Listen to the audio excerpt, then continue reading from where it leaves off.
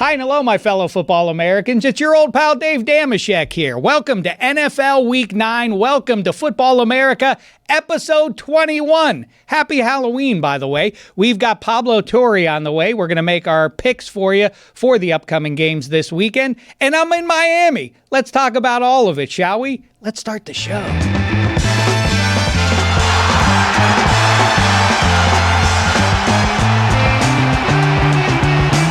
Yes, hi and hello, my fellow football Americans. I am in Miami. I just said that, right? And guess what? Mike and Gino Fuentes are right on the other side of the glass there.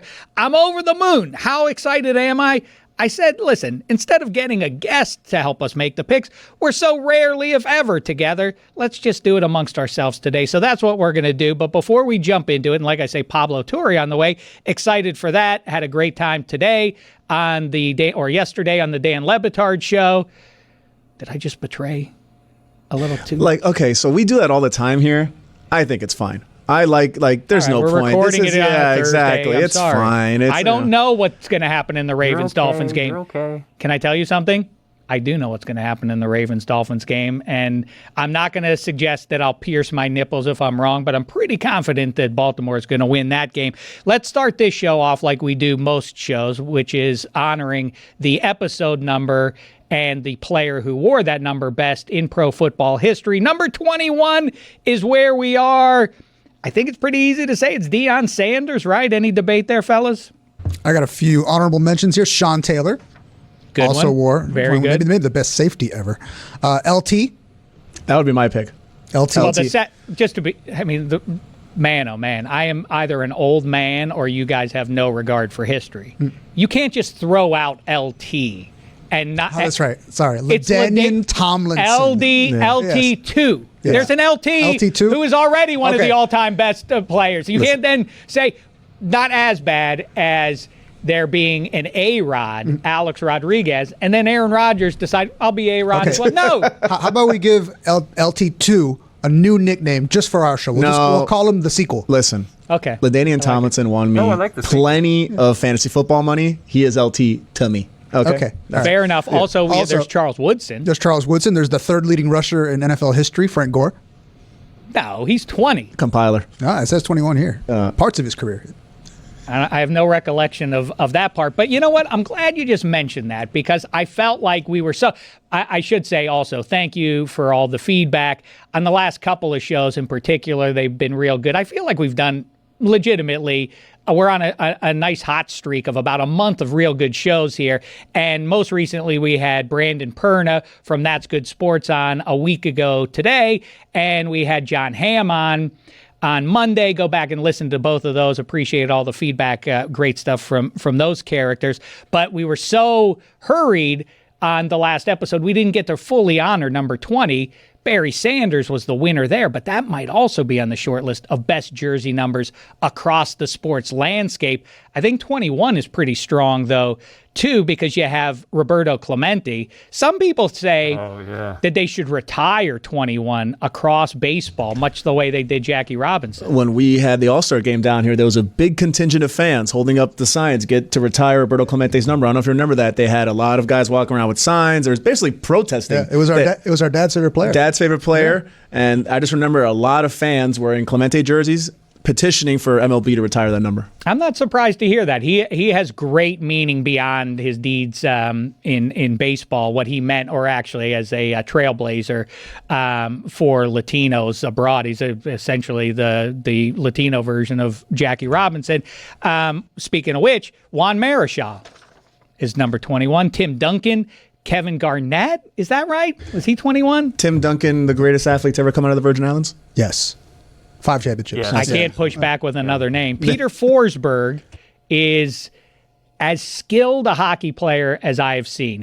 There's Mario Lemieux and there's Connor McJesus, and I think Peter Forsberg is just for raw talent about as gifted a hockey player as I've ever seen. Stan Mikita. By the way, as we're flapping our gums down here in South Beach, I keep hearing a muffled voice. It sounds like it's coming from New York City up there.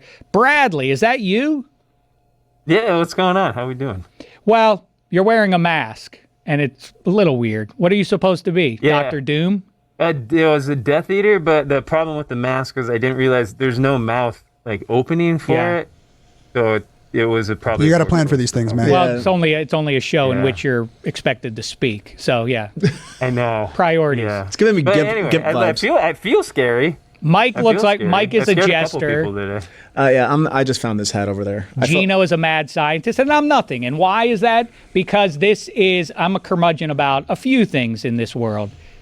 Nothing more than Halloween as a grown-up. I'm not in on it. Nah, yeah, you put a little caveat as a grown-up, and I understand that. Because you've had kids already, you've done the trick-or-treating with them, but you also look like a guy that cuts it up good at a Halloween party. Listen to me. Oh, yeah. Yeah. College, my 20s, I got as loose as I'd ever gotten on the other 364 days on the calendar. I had some positively gay times.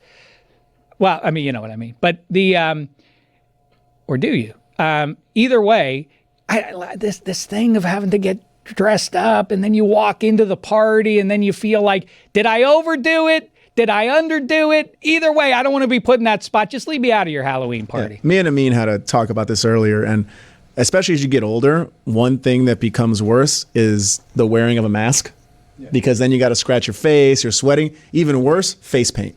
2 years ago, I did a really cool like Pennywise half clown thing. Let me tell you, between the sweat and the itching, it was awful. Also, is there ever been a Halloween party where you haven't gotten an hour in and been too hot? Yeah, exactly. Or I just don't want to do this anymore. Yeah. I had that thing that you see in movies where it was a Halloween party, but it was people who thought they were more grown up than they are, late 20s, kind of people. So they didn't go all out. Except for my pal Tom. We went into the party. He went as a blue man from the Blue Man Group with that cap, and he took an hour and a half to blue paint his face all the way up, and as soon as we walked in the door, everybody just looked melted at him like a jackass. Oh, God. who brought this asshole in the blue face, and he took the bald thing off, so he's blonde headed with a blue face, and now we had to leave after 20 minutes because he was too embarrassed, and we're walking down the streets on the north side of Chicago with him burning a nail, lamenting like, Dave, I didn't expect everybody to show up without costumes. I'm like, maybe your first clue should have been that me, who you're with, isn't wearing a costume. Yeah, but you didn't do him a favor. You let him go all the way over there like that. Wow. Now that I think about it, you're the villain in this story. You should have told him something. Oh, I was delighted. Hey, quick update for you. I haven't updated my Super Bowl 60 pick. You may recall that preseason, I had the Niners and Bills hooking up. Then they got decimated by injury, did the Niners, and so I had to drop them, unfortunately. And I picked up the Packers just in time. This was a month ago at least that I picked up the Packers. They're now down to 20-1 odds for those two teams to meet in Super Bowl 60. I do think we are at the crossroads as we approach Chiefs and Bills. If the Chiefs win that one, get ready. I'm going to change it. As I say, though, for now, 20-1, I'm going to stick with the Bills and the Packers here. If you're interested, the shortest odds are the Chiefs and Packers, and the Chiefs and Lions both at 13-1. But we'll see what happens in this Crossroads game. Speaking of Crossroads, shout out to my Football American of the Week. It's my boy, Jean-Claude Van Dameshek, and all his teammates at Crespi High School on the cusp of completing an improbable undefeated season just 3 years after they didn't win a single game. So excited for all those guys. It's a real cool thing, and I hope they get to complete that streak. And now, fellas, what do you want to do here? Do you want to make picks while we wait for Pablo, or do you want to lay out a little bit? I think I'd like to do the pick six because I would love to be a millionaire on Monday. Pick six. Pick okay, six time. Let's get into it now. May as well confront our demon. We can't overcome this beast of getting all six of our pick six picks correct here. Let's change it up. It's time for the pick six presented by DraftKings. DraftKings, the crown is yours. And I have the last few weeks been focusing squarely on touchdown scores. I'm going to stick by that, but let's change the order. Maybe that'll change the juju up a little bit. Mike and Gino, take it away. Tell me who you think are the best plays in the pick six this week. Okay, if I'm going to start here, I'm going to go. I just watched the Jets run up and down the field. The Jets who couldn't do anything on offense for the past month before this game on the Cincinnati Bengals. And if the Jets can do it, the Bears can do it. So I'm thinking DeAndre Swift gets in the end zone at least once in Cincinnati. Okay. Yeah, that defense. I Kyle like that. Monangai, though, feels like he's getting more and more of the touches. They could there, both but get in. I think DeAndre Swift has kind of reclaimed that. There was some push to see the rookie overcome DeAndre Swift, but he's turned it on. They are letting him get beat up at the goal line a little bit, though. I feel like DeAndre Swift to really get one, he has to take it in from 20 yards out or something like that. But for me, Kyren Williams, he's only gotten in the end zone on the ground twice this year. He has 3 receiving touchdowns, but 2 of them came in one game. So using, like I've said before, he's got to get another one eventually. This week, Kyren, we talked about this. Dave's already pity shaking his head. touchdown? A pity touchdown from McVay? We talked about I've this. crapped out 7 times in a row. The number's got to go my way at some point, right? See, but this is the thing. Dave goes by this thing called the hot hand fallacy, right? They explain it great in The Big Short. Selena Gomez is playing blackjack. It's this whole thing where he thinks that all because a guy scored last week, it's going to keep happening. That only works for Jonathan Taylor. He's the only guy who gets that, right? But it's a fallacy because you think because something has happened so many times, of course it's going to keep happening. That's not true. But Kyren Williams, since he hasn't scored a rushing touchdown since, look at that. Well, he had one last week, but that was only his second one since week 2 against Baltimore. He's bound to get another one this week. Anytime touchdown. If Led Kyren Zeppelin, Williams. well, that's a bad example because they're literally incapable of reforming. But okay, REM, I don't know. So if somebody got back together, I don't want to hear their new songs. Play the hits. That's what I'm doing here. Josh Allen's getting into the end zone. 5 out of the last 6, he is. I'm sorry, not getting into the end zone. He's going to throw more than 1.5 touchdown passes, not just because you can't throw half a touchdown pass.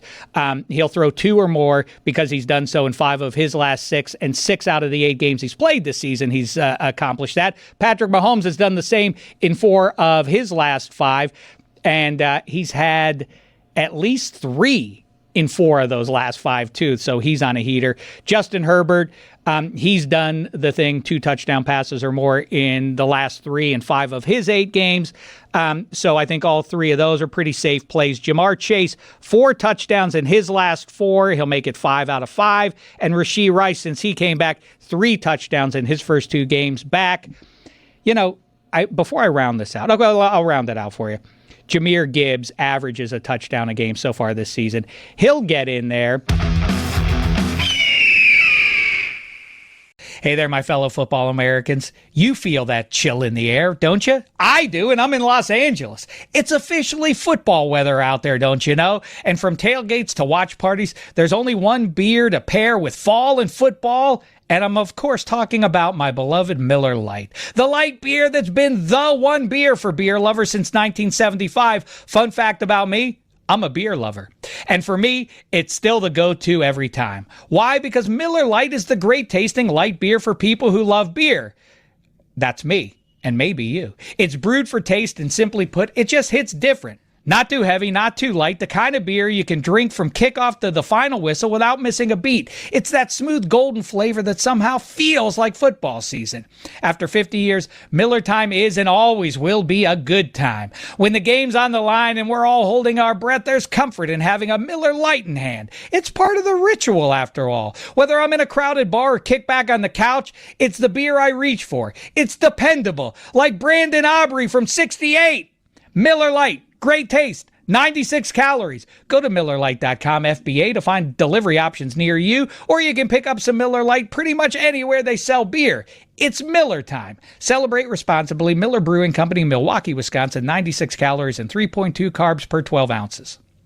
Hi and hello, my fellow football Americans. Quick detour from Pigskin to remind you, the NBA season has tipped off, and so has DraftKings' newest fantasy game. DraftKings Pick 6 is the easiest way to play for big wins, with every possession giving you a shot at real money. Here's how you play. Just pick more or less on 2 or more stats and unlock the upside every game brings. Pick 6 is available in Texas, California, Missouri, and more, and new DraftKings customers get $50 in bonus picks with just a $5 entry on your first pick set. So, don't just watch basketball, cash in on basketball. Download the DraftKings Pick 6 app now and use code Dameshek. That's Dameshek, D-A-M-E-S-H-E-K.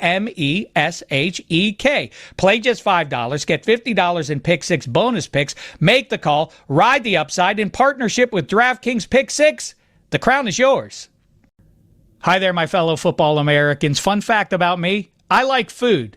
I have a hunch you do too. Well, listen up then. Guy Fieri's got culinary chaos on his Christmas list. Don't miss the brand new series, Tournament of Champions All-Star Christmas on Food Network. For the first time ever, superstar chef duos will go head-to-head in high-pressure, high-flavor matchups, all for charity. I should be there to taste test everything. For charity! Get ready as game day intensity meets holiday heat in the biggest culinary competition of the season. It's TOC like you've never seen it before. Don't miss Tournament of Champions All-Star Christmas series premiere November 5th at 8 only on Food Network, or stream it next day on HBO Max, or do both. All right, here we go. And I'm going to be honest with you. You know I don't like to jive. I'm a little nervous for this one, and not because I think he's going to investigate me. I have a very boring life, but he is the guy who's made learning fun again. He's the host of Pablo Torre Finds Out. It's Pablo Torre. How are you, man? Thanks for joining. I often get the sense that people are trying to butter me up so that I don't investigate them, and it only makes me want to investigate them more. So full disclosure, I want to investigate you more than I did 5 seconds ago. Okay. All right. Yeah, maybe I opened up a can of worms by saying too much. You and I met, I'm sure you don't remember this, but we met in Atlanta at an after-hours thing in a Super Bowl week. Yes. With Mina Kimes, and there were, I was about to say neither you nor Mina was the most famous person in there. Can you name who it was? But I think you and Mina are probably at this point more famous. There was a high-profile quarterback in that after-hours bar. Can you name who that was? Oh, man. For some, okay, so this is the sad reality of my brain, is that I was sure, until you said quarterback, that the answer to this question was John Rocker. But I don't know if that was the same night when I encountered John Rocker in Atlanta. That might have been for like the college football playoff or something. Who was the quarterback? You notice I said high profile. I didn't say good. Blake Bortles. Blake Bortles was in there. Blake Bortles. It was very strange. Also very strange and captivating and all the rest of it. Your latest episode, pretty much all of them are, but this one continues the saga, the melodrama, cinematic as it is. Chauncey Billups, Terry Rozier. I was going to ask you, what director, if this were turned into a movie, would you like to direct it? I have one in mind for you. Oh, I mean, it's always the Coen brothers to me. That's exactly right. That was exactly. If I can choose a pair, I mean, it's the mixture of like high drama and high stakes and like truly office water cooler level incompetence, in which you have like, again, a list of just truly like bold-faced names acting in a way where you're like, I can't believe they're putting this all on Instagram, basically. And yet, here we are. Incompetent criminals. Yeah, that's pretty much every Coen brothers Allegedly. movie. Allegedly. Yeah. Right, yes, alleged incompetent criminals. Come on, Dameshek. I'm trying to get us both invited to the next Bortles Fest. We got to make sure we're buttoned up here. Minding my P's and Q's. I don't want John Rocker turning his nose up at me next time I'm in the Peach State. That's right. More sort of broadly, or I guess 30,000-foot view of this, does it strike you with this particular story that's unfolding with the NBA, the gambling, and sort of two legs to it, that guys at the level financially that these NBA, I mean, it's a story old as time, but is it sort of like, to invoke another movie like Heat, Tom Sizemore saying like, yeah, you know, the action is the juice. I mean, does it basically come down to that? Why would Tyrone Lue or anybody else need to be involving themselves in this? Yeah, this is a question that I contemplate, and there are two sort of like ways to answer it. One is to point out that a lot of these guys do in fact need more money than they ever want to admit and or we would ever expect, despite there being lots of reporting, including stuff that I've done in the past about like there's a staggering rate of athletes going broke that would sort of blow your mind, even though it's well established at this point. So that's the one thing. But the second deeper thing, which takes us to, I'm trying to think of like which sort of like psychoanalytic, little Darren Aronofsky maybe in this one, right? Like you're sort of like crawling into the brain of someone for whom what seems like a luxurious life is kind of also this nightmare. And I think in that nightmare, we can think of someone like Michael Jordan, who has famously said he's not addicted to gambling, he's addicted to competition. And I urge you to find the distinction in that difference. I urge you to sort of find the clinical diagnosis in that non-diagnosis, perhaps. But yeah, man, I think there's something very, very familiar to the action being the juice, to wanting to win and wanting to risk something, given that sports asks any athlete. And I respect this part so deeply and so sincerely because I don't have it. I don't have the thing. Well, maybe I do now that I'm like investigating them. But before I was like, the idea that you put your name on something and put humiliation on the line every time you stepped out in public, right? Like that's on some level the juice in sports, in gambling. And I'm not surprised, I guess, that a bunch of these guys find that level of a high in something that feels kind of beneath them. It is fun. I mean, if you're an active player, that's one thing. But the anecdote that I always go back to with this sort of thing is I was having a catch with Michael Irvin, name drop, in Indianapolis on the field before the Super Bowl, one Super Bowl week. And I threw him a pass in the corner of the end zone, and he caught it, and he turned around to the empty stadium, to the seats, and he did his iconic pose to them where he puts his hands out to either side.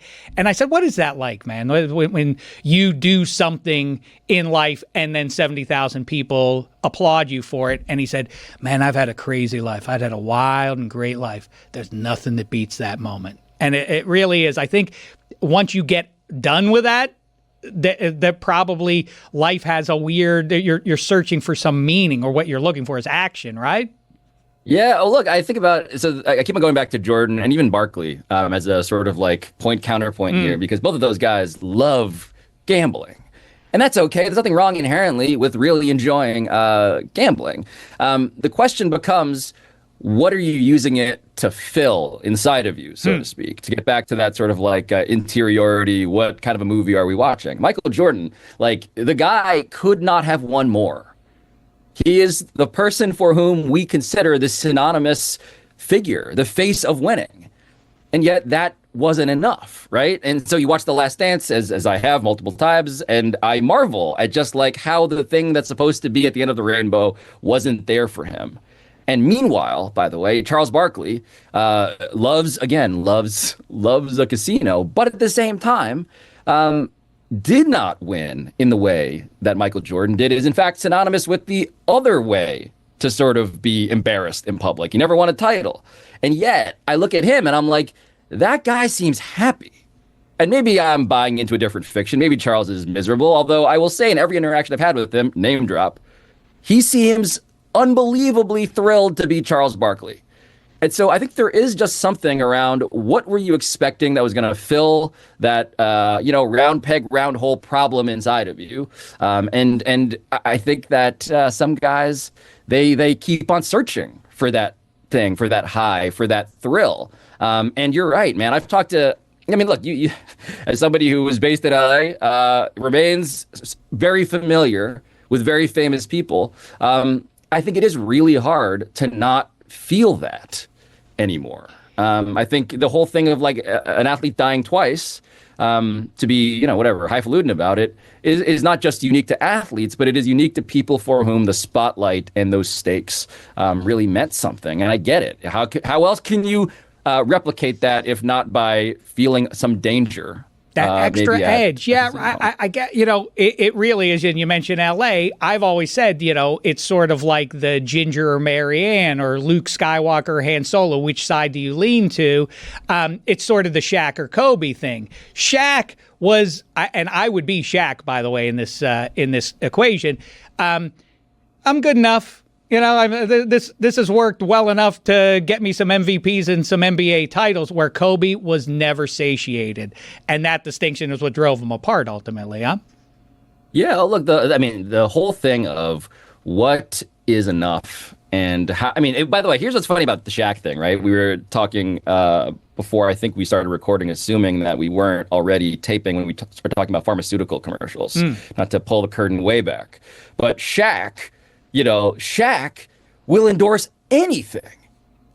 And I just think there's a funny, I don't know, like I'm trying to like wrap my mind around what archetype is he? And he's a guy for whom like he wanted to play himself into shape when he was in the peak of his powers. And that was infuriating to Kobe Bryant and to many Laker fans. He's also someone for whom like brand management is just like not a concern.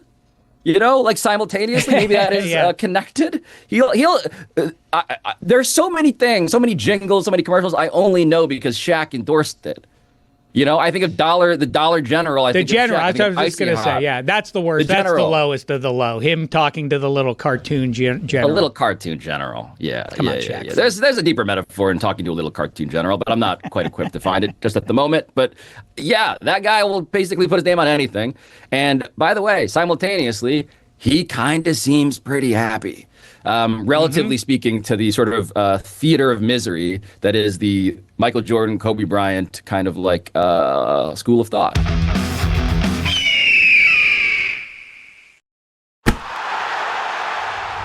Let me give you a quick, because, you're now, you, in a large way, in a meaningful way, have put the spotlight back on sports journalism, investigative reporting, and all that, just to check where you come down on some enduring mysteries. Lee Harvey Oswald acted alone? I feel like that one, I am going to be very embarrassed to report here that I'm like not somebody who knows a ton about the JFK assassination. Like I know there's a grassy knoll, and there's the city of Dallas, and there's a convertible, and there are allegedly multiple shooters, and Zapruder film, and that'll get me through like the first 5 minutes of a conversation with a real like JFK head, so to speak. And I'm like, after that, I'm like nodding along. I'm kind of like nodding along, like a person who doesn't know sports is nodding along to someone who's like giving me Jets takes. You know, like I'm embarrassed to admit that. I feel like I need, for branding reasons, I should probably study, and I haven't. I've gone to the plaza, and what's striking to me about that, have. Well, yeah, and let me tell you something. All the talk about like, oh, that's a shot that only a military sniper, and even at that level, it would be a hard one to make. When you see it, it's like, don't look that far to me. It's right there. I could probably hit him with a football. You're doing this thing where you think that you irrationally feel like you could do these feats of history thing, where you could hit that shot. That's not how. No, I it's saw a pretty dark feat of history. Yeah, it is, but you'd never hit that shot. I saw a YouTube video where someone took a tape measure and went it out there, and it's like it's a shockingly short distance. It looks kind of close. Yeah, you wouldn't hit. I don't know much about gunplay, but.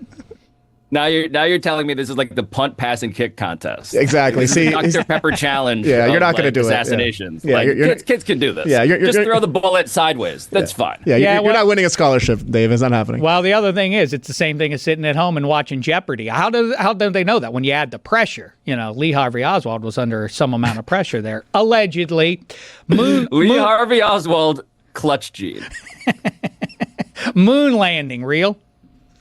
I mean, I once saw a video of Buzz Aldrin literally punching someone in the face for questioning whether it was real or not. I feel like that guy is rightfully frustrated.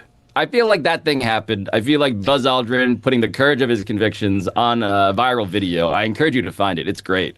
I'm going real on the moon landing. Yes. If you go around comedy writing rooms, you'll usually find that the people there probably were propelled there by being considered the class clown by their peers growing up.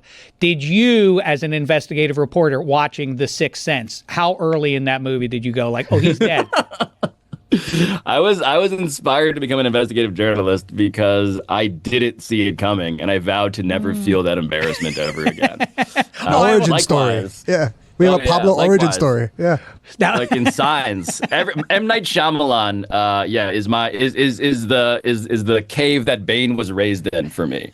I'm just like, oh, it was water? The aliens didn't like water? I never got over that. Like Spider-Man with his powers. I will never let bad deeds go unchecked again. Here's one I'd want you to investigate that doesn't have to do with sports, but I'm intrigued by this. The Louvre thieves who stole those jewels, what do they possibly have to do with those jewels now? They can't go anywhere. What are you going to do with them? Good for you. You have millions and millions of dollars of these jewels. There's nowhere to take them. Can't spend them.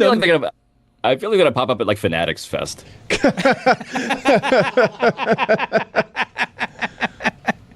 Be like next to Michael Rubin hawking like a PSA 10 Tom Brady rookie card. It's gonna be like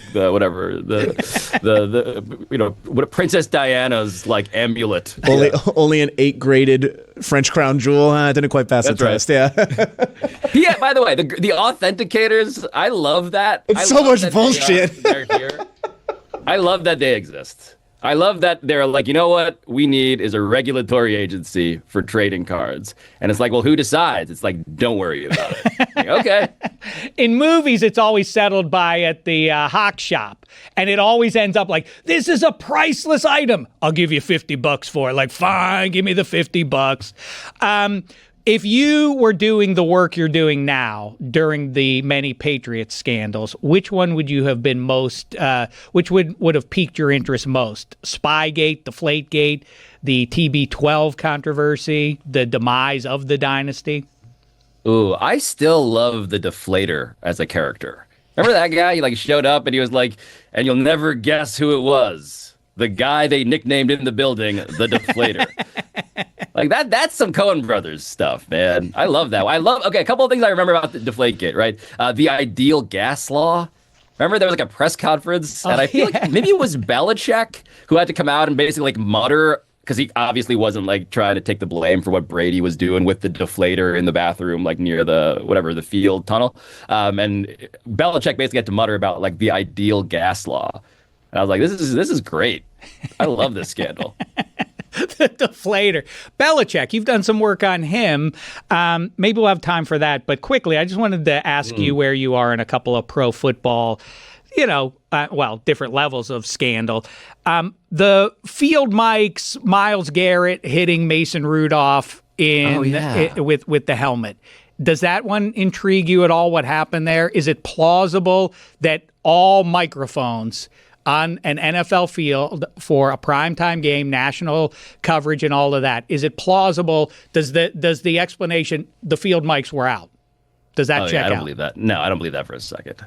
My thing, by the way, on like the field mic and like the mic'd up sort of like thing, is that there is a fascinating, let's call it like almost like, maybe it's generous to call it like the equivalent of like a 7-second delay, how they say it's live, but it's not really live. There's always the ability for like the people in the control room to recognize, oh no, like we should effectively like stomp on this tape and let it never be released. I think that happens all of the time. And so purely based on informed, or not even informed, just like vaguely informed speculation, yeah, why wouldn't there be in this era in which kickers are kicking balls into like the wires for a spider cam? You're telling me there's not a tape somewhere of a microphone hidden in a pylon? I just don't believe that. We were talking about it on the Dan Le Batard show after your appearance on Thursday, and I'm not trying to be cute. For real, you said, people now don't want to take my calls. Do you get nervous at all? I mean, when you're talking about, did you anticipate that this was going to be part of what you were doing when you started the show? I mean, you're dealing with the mob. You're dealing with Congress. You're dealing with the FBI. This is some heavy stuff, man. Yeah, I don't know if I've necessarily fully adjusted my behavior in line with like what my actual reality is. Hanging out with John Rocker, yeah.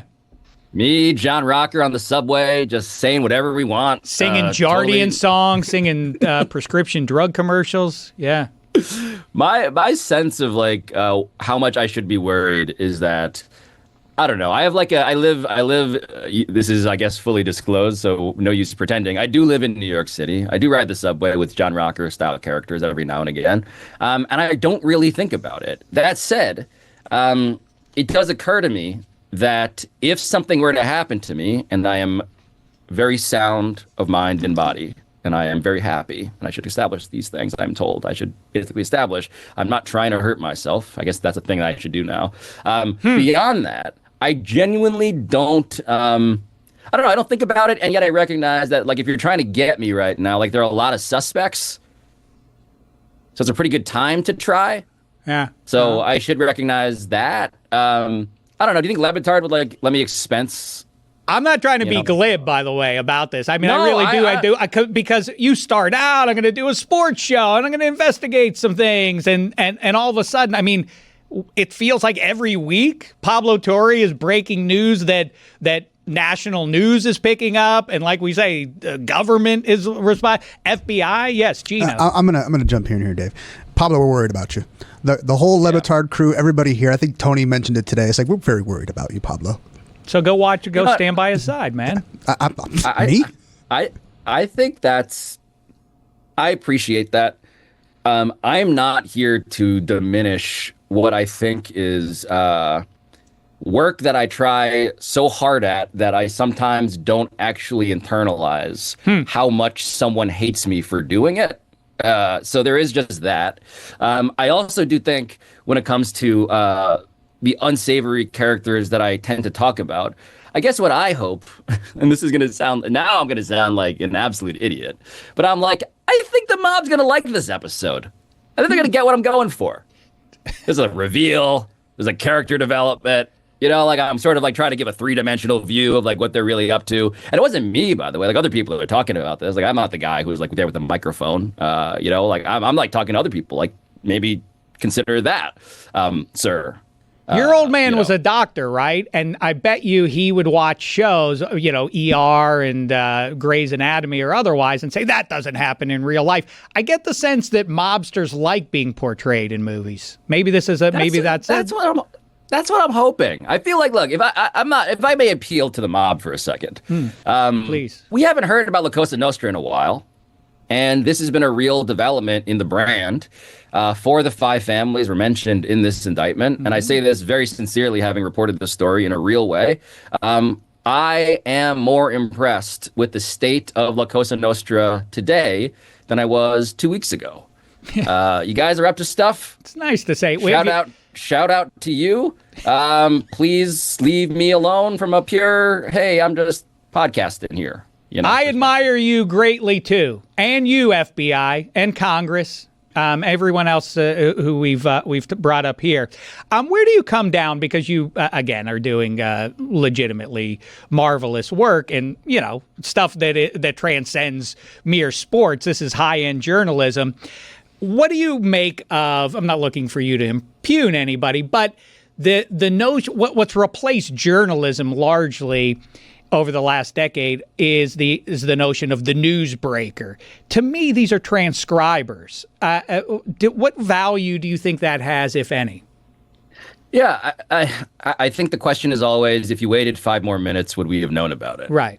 Like, that's really the question. And I'm not above such things being exciting and worth refreshing my timeline for. But I think on some level, without making this too binary, I do think there is something to reporting stuff that would not be known otherwise.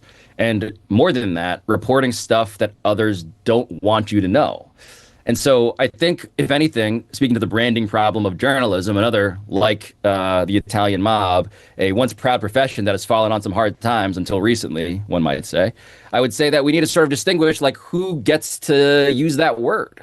I do think that journalist / reporter / even host, you know, like I see all of this stuff online, and what an old sounding ass sentence, just like I see all this stuff online and I'm like, this is not a host, this is not a journalist, this is not a reporter, this is somebody who's talking into a recording device, which is to say, like, Myles Garrett, all of us may be claiming to have not said something that would get us in trouble later.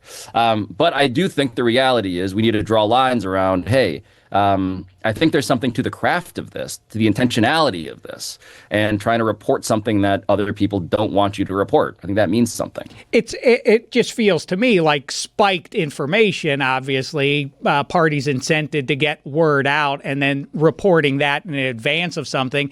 And there's very little, if any, evidence, to your point about investigation.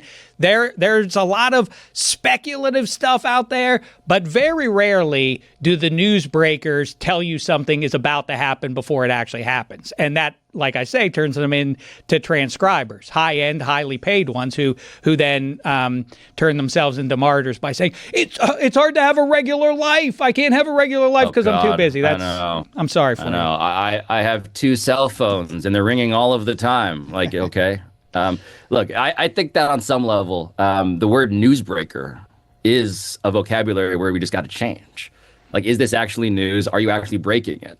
Are you being fed this by an agent or by a league source? And by the way, if you're going to use an anonymous source, so do I. That's cool. I do think it's worth sort of wondering, why do you need to use this? You know, like, I think there's some justification, perhaps, if there is some threat to someone's security or the sensitivity of an investigation. I think anonymous sources are incredibly important. But the whole idea of league source tells me that sixth man on the Minnesota Timberwolves is going to get a contract extension. I'm like, I don't think we need to deep throat this one. I think you might be able to even say who's telling you this and why, in a way that is perhaps inconvenient for the, what's the way I want to put this? The theater of news as opposed to the actual breaking of it. Well, you have to go over Nas Reed. I'm sorry, I can't. What did Nas Reed do to you, Pablo? I've been trying to balance something like a serious Ivana journalistic Kedavra! identity, and this guy with the Dr. Doom mask is just yelling. Ooh, at 2 for 2 Yeah, on like- being called Dr. Doom. Wow. Is That's that what it not looks what we're like. doing? Yeah, What are we no, doing here? he's like something from Harry Potter or something. I don't know, some dork shit. I want to know the investigation, and then Pablo goes. But I'd like to know where Mike Lombardi gets those hats he wears. He wears them all the time. They're nice. They're very natural looking. They're kind of like Oh yeah. You know, they There's look. there, They're brown. They're always brown. You know, they look. I can't tell what they're made out of. there's a metaphor in that hat. Mm-hmm. I think there's a metaphor there. I don't want to be too glib. I'm picking but I up do what you're think- laying down. I do think on there's top of something somebody's head. very perfect cinematically about someone who thinks they're getting away with something and absolutely isn't. That's spot on. We'll leave it there. Hey, Pablo Torre, really appreciate the time, man. Everybody's already checking your show out, but Pablo Torre finds out is one that is essential right now. Make sure you're getting in on board with that. Thanks for the time, pal. Tell Bortles I say hey. I will. All right, there goes Pablo Torre. Very kind of him to take the time to answer my stupid questions. That was great, though, right? From his side, at least. I was very intrigued that he's not really knows anything about the JFK assassination. I figured that'd be right up his alley. I like his origin story, right? Yeah. It's kind of neat that it drove him into this line of work. Maybe next he could investigate who in the hell Bradley is supposed to be, because it seems like Dr. Doom. I don't understand what that... It's a Death Eater. I don't know what that means. Harry Potter. You have to watch Harry Potter. No. Followers of Voldemort? Yeah. No. The nothing? followers. It's actually a pretty cool mask, I gotta say, Bradley. It's not a bad looking mask at all. All right, Dr. Doom. Thanks. All right, it's time. That's We're going to leave. I've never got a compliment from you before. Voice, the muffled tone. Bradley, Dr. Doom is going to sit this one out, and Gino, Mike, and I will get through the Week 9 countdown. We're going to go through the 5 games, in this case 6 games, that strike my fancy, and we're going to figure out which is the best direction to lean if you're going to put a little money to make it a little more interesting. Here we go. Number 5. The Minnesota Vikings against the Detroit Lions. We finished up the pick 6 with a mention of Jahmyr Gibbs getting into the end zone. Detroit's at home, laying 8.5. Total is 48.5 at the time of this recording. I'm going to start with you here, Gino. All right, so 8.5. Okay, so Dan Campbell has this thing where he likes to punish division opponents, especially ones that can't keep up with his team. Plus, they're at home, so he'll probably want to put on a show for the crowd. That's my thinking. The over-under here is about 48.5, so that implies, what, 38-10 Detroit? That sounds about right. That sounds like a good ass Well, if it's kicking. 38-10 properly, it would be under that. Yeah. We're going to want to... Let's go 39-10, just for that. 39 Yeah. 10. All right, there you go. Mike, how say you? Great bailout. What a team player this Dave Dameshek. I've never been a JJ McCarthy guy. I don't know why they reached for him so early. Harbaugh made it a point to not have him throw the ball when he was at Michigan. Gave it to Blake Corum a bunch of times. I just think we're off the rails in Minnesota. I mean, they look really bad letting Sam Darnold and Daniel Jones walk, 2 guys that are doing just fine this season. Kevin O'Connell probably should be questioned about that more than he is. But Detroit, they seem like they've got it together, and bad 1 o'clock window for Minnesota Vikings. Well, wait fan. a second. That's the glass half empty view of KOC. The glass half full view is that the 2 front runners, even though we don't talk about MVP candidates this early in the season and at the halfway point, is still not late enough in the season to be debating MVP. Still, it's Daniel Jones and Sam Darnold is in the conversation. I think you could say that, well, they learned at the knee of KOC and they sent out a better version of themselves into the football world, right? Yeah, but you probably could have caught Daniel Jones for really cheap. And you could have held on to him, which means you didn't realize the talent when he was there. Yeah, exactly. I think that's the play. Yeah. Then you avoid all the Carson Wentz. Sam Darnold, you had to pay, right? Because he had the best season of his career. He wins you, 14 games, right? Well, once you burn 15. A high first on J.J. McCarthy, you can't then give the big long-term deal to That's where Darnold. all the mistakes started. You should have probably cut bait, try to get something back for J.J., kept Sam Darnold, kept it rolling. Weird because of the injury, and I think a lot of people announced J.J. McCarthy as a bust way too early. I mean, he played that one game where he had the great second half against Chicago. Then his wife or his girlfriend, whatever, has a baby before the next game, and he doesn't look good in that one. That's understandable from the human side of things. And then it's Carson Wentz and all the rest of it, and the Vikings are hard to figure out here. I'm inclined to ride with KOC, even what is veering into a lost season, except for another QB whisperer, and that's a short list, is Kyle Shanahan, and he has his exception that proves the rule, named Trey Lance. Who knows at this point if J.J. McCarthy is going to be that for KOC. I'm going to take the Lions here to win by double digits. At home against the Vikes, they understand that they are in a heavyweight division, and they have to keep up with the Green Bay Packers, who are playing very well themselves.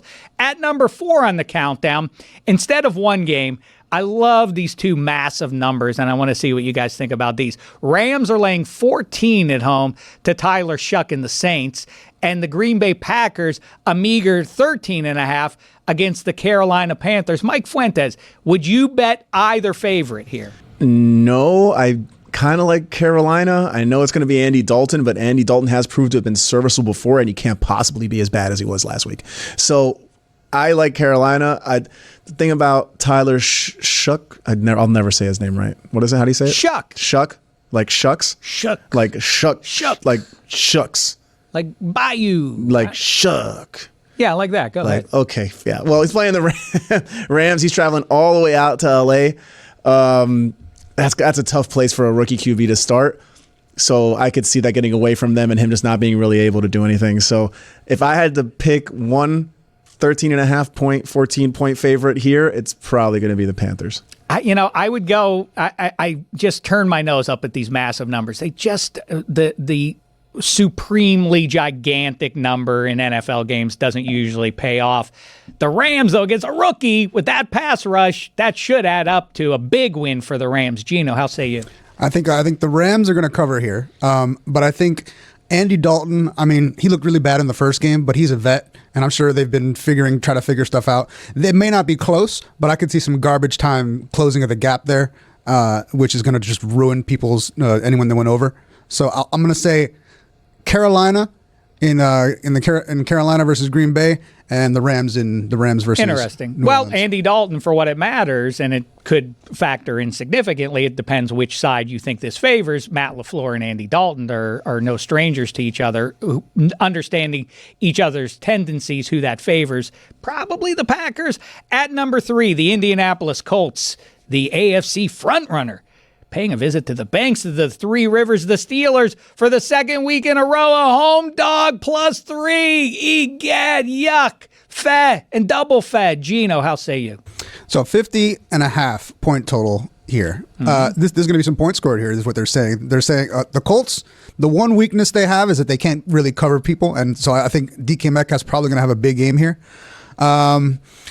I would take the Steelers in this case, the spread, even though I think they lose by like 1 or 2 points, possibly on a last-second field goal. Ooh, wow, you're really finding a tight middle there. I talked to my pal Kent Brown, the Yinzer Kent Brown, and he did make a good point. I mean, I'm down like most Pittsburgh Steelers fans are. I get it. People look at the team. They're 4-3. They're playing well. They're in first place in that division. Yeah, I get it all. But they are not playing well. Mike Tomlin, just before the season, said, or suggested at least, that this defense had a chance to be historic. In the meantime, it got disgraced by the decrepit Joe Flacco, and then again by Jordan Love in front of the national audience last week. I think I'm not somebody who advocates to see other grown-ups get fired. I certainly don't think the straw man argument, what do you think, they should fire Tomlin right now? Not before week 9. No, I don't think they are going to fire him in the middle of the football season. I do think this one feels different. After the Russell Wilson experience last year, in which he was supposed to be the missing link, as sort of portrayed by Mike Tomlin, now we have the expected amnesia to then embrace Aaron Rodgers, who has not been the problem this year. It's been the defense, a.k.a. Mike Tomlin's specialty, his hand-picked pieces for that defense. I do think if they don't make the playoffs this year, in a year that was sort of held up as a year to try and get over the hump, the weird standard that is, we got to win a playoff game. Okay, great. If you win in the wild card round, the stink is off at that point. I don't understand. I could possibly see them. I suspect, my hypothesis is, that the reason Art 2, the current owner of the team, who is Dan Rooney's son, who is Art Rooney's grandson, the streak of Art Rooney into Dan Rooney, who picked Chuck Noll, and then Bill Cowher, and then Mike Tomlin, that is a streak that has yielded 3 head coaches since 1969. I don't know if you've ever heard about that before.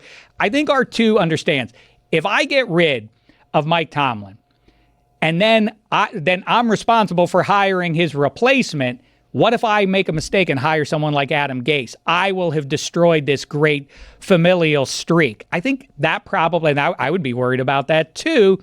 All that being said, I'm going to take the Steelers. This is a Mike Tomlin special when you think they're all down and out and there's nowhere the bottom is falling out. I think this is the kind of game he wins. Mike Fuentes. The Colts, they're riding a high, right? They're 7-1. Nobody expected this from them. Jonathan Taylor, he has 14 touchdowns in 8 games. He's not going to keep this up. It's almost impossible. And like you said, this does seem to be one of those weird games where the team you don't expect to win somehow pulls it off. Chris Boswell is probably my favorite bet every week, over 1.5. So I can see them covering this game and also winning by a field goal at home. It's probably one of those games where Danny Dimes looks more like the Danny Dimes that we're used to and not so much Indiana Jones. But then also, what the hell do I know, man? The Indiana's been blowing out everybody. I could see Jonathan Taylor getting 2 games, Michael Pittman getting in the end zone, Warren getting in the end zone, and Indiana Jones looks amazing. And yeah, I don't know what Mike Tomlin knows. He's the one talking about how great this defense was going to be, and everybody who goes up against him is the best version of himself. At number 2, Broncos, Texans, the 2 best defenses in the AFC. Texans, surprisingly, to me at least, laying a 1.5 here, total 39.5. Mike Fuentes, how say you? I have no faith in the Houston Texans. That's basically what it comes down to. Fair. I think C.J. Stroud, we crowned him way too early. Every time, I feel the same thing about Jaden Daniels, to be honest. Like, Jaden Daniels found himself in the NFC Championship game, and yes, he's been hurt this season, but even before that, he wasn't really a world beater like we thought he was. So Denver has this thing where Bo Nix tends to play out of his mind when you need him to, and I'll take him over C.J. Stroud, even if it's on the road, only 1.5 point spread. So I'm going to take Denver to cover in this one and try to keep pace there with the Kansas City Chiefs. I'm spooked by the Broncos being a dog. I just think that the specific matchup at the line of scrimmage, the defensive front of the Broncos against the non-existent O-line of the Texans seems to mean Denver, and I'm going to take them. Gino. The only reason I can think that this line exists the way it does is that Pat Surtain is out. There's no other explanation to me. It looked like the Texans figured something out the last game, but they figured something out against a hobbled San Francisco team. So, I think it's the line of scrimmage, like you said, Dave. I would take the Broncos in this one as well. All right, and at number 1, the clear-cut most important game you would think for the AFC. It's the Chiefs at the Bills. The Buffalo Bills are a home dog, catching 2.5. 52.5 is the total. Gino, go. This is going to be a fun one. I'm gonna bet the over on this one, even if I don't think that's the case, just because we already have 2 touchdowns predicted in our pick 6 for both Allen and Mahomes. So I'm going with the over here. I'm gonna say the Bills because they're at home and it's the regular season, and that tends to be the case between these 2 teams. And then in the postseason, it's the Chiefs. So I'm gonna go with the Bills here. Usually these games come down to who needs it more in the moment, 2 high-end teams, and I don't know that either team needs it more than the other. They're both chasing the 1 seed. The Chiefs are coming on, obviously. The Bills typically it's proved something to themselves and their fan base against mighty Kansas City, and they get it in the regular season. The Chiefs are coming on, and they are the best team in the conference. I'm taking them. Yeah, I agree with you, Dave. I think the Chiefs, now they got everybody back. They got Worthy back. They got Rice back. Kelsey seems to be like the old Kelsey again. He's playing out of his mind. They got all the cylinders firing. They're tired of hearing all this shit about how the Bills are the team in the AFC now. They're going to go in there. They're going to make a statement, and they're going to cover. They're going to win in Buffalo this time around, and then they're going to beat them again in the playoffs. We'll be back on the other side of NFL Week 9 to break it all down and try and make sense of it for you. Until then, for Gino and Mike Fuentes and everybody here in Miami and Bradley and that stupid Dr. Doom mask up in New York City, thanks so much. It's a Death Eater. Thanks so much, football Americans. It's been a thin slice of heaven.